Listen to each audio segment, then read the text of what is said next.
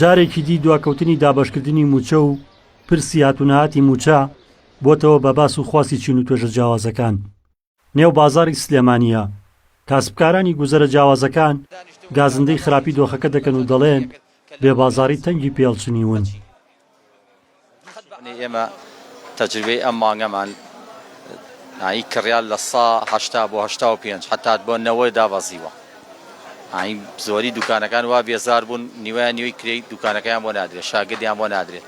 هەیە بەڕاستی خەریکە شاگرد ئیزنایەت و بەڵام چۆنەڵێ ئەڵێ بەشکو ئەم مانگە بێت و ئەویش کوڕێکە مناڵێکە یا شتێکی ئەوە سەحەبی ماڵ و مناڵە بۆیە چۆنەڵێ دەست بە جەرگی خۆیانێ ئەڵێ بە نەگەمە ئەوەی کە ئیزنی بەم. ئینا بەڕاستی خەڵک هەمووی بێزار بووە لە کاسبەکان.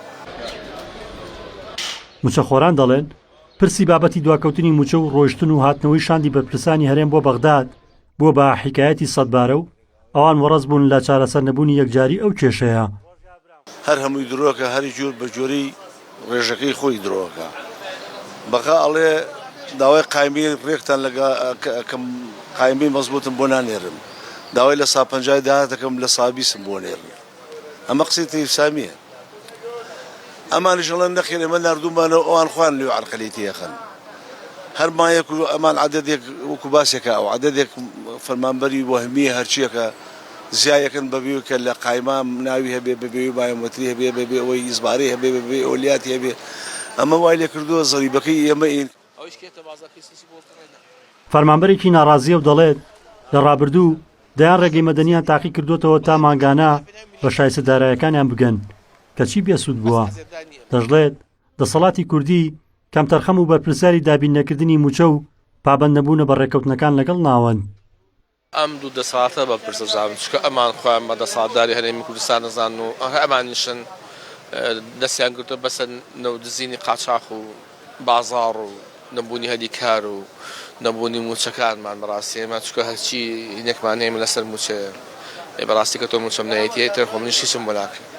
ئێتە تۆ داوای داوام نەمەکە چکە تۆ من جای وا هەبوو بەسەر ڕۆمە پێچووم بەداوام چکە کرێ پاسپان پێ نییە چکە جای وا هەیە ئەتر خۆمە ژیانە تر خۆت کاکە یا تۆ 39 ڕۆژ مەعاژۆن مەگرەزان چەندێک تەسی دەکات لە ئەو کەسێکە لە موچەخۆرە. زیاتر لە 10 ساڵە کێشەی موچەی موچەخۆرانی هەرێم درێژەی هەیە و سەرباری دەیان ڕێکەوتنی هەردوو حکومەتی هەرێم و عێراق کەچی مانگانە هەمان سینارۆ دووبارە دەبنەوە و شایستەدارایەکانی موچەخۆرانی هەرێم درەنگ دەنێرێت.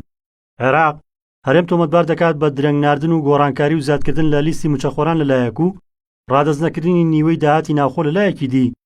بەو ناکۆکیانەش هاوڵاتیان و موچەخۆرانی هەرێم بوونەتە قوربانی سەرەکی.